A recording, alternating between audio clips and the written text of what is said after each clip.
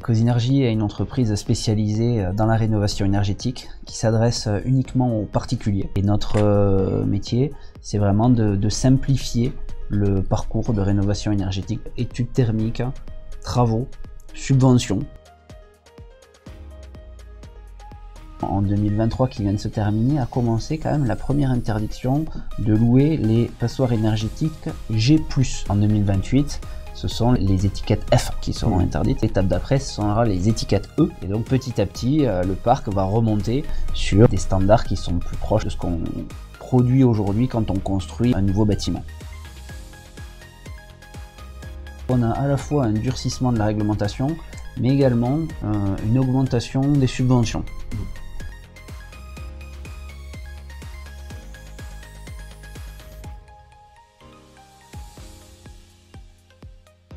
MaPrimeRénov', à partir de 2024, est quand même le premier financeur, on va dire, de la rénovation énergétique. Et donc, on va être sur les mêmes montants pour tous les départements. Il y a juste une spécificité sur les plafonds de revenus, puisqu'on a plus ou moins d'aide en fonction des revenus. Et les revenus Île-de-France sont légèrement différents des revenus sur tout le reste de la France. Il y a deux parcours. On va dire le parcours geste par geste ou lot par lot. On peut donc avoir des subventions. Par contre, pour bénéficier de subventions, il faut d'abord commencer par un audit thermique pour connaître son étiquette énergie. Et il y a le parcours rénovation d'ampleur ou rénovation globale, où on doit faire également l'audit thermique et où là, on va pouvoir augmenter de plus ou moins de classes énergie. Et donc, en fonction du nombre de classes énergie, on va pouvoir générer plus ou moins de subventions.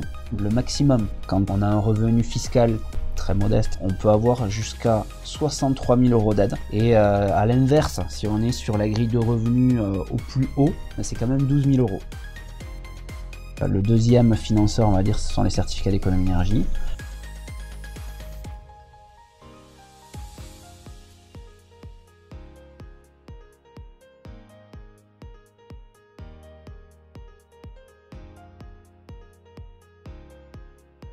Pour compléter, il y a d'autres dispositifs de subvention parfois locaux, régionaux, et ceux-là, ils peuvent être effectivement différents selon les départements. Souvent, les subventions locales peuvent venir compléter la partie qui n'est pas subventionnée par MaPrimeRénov'.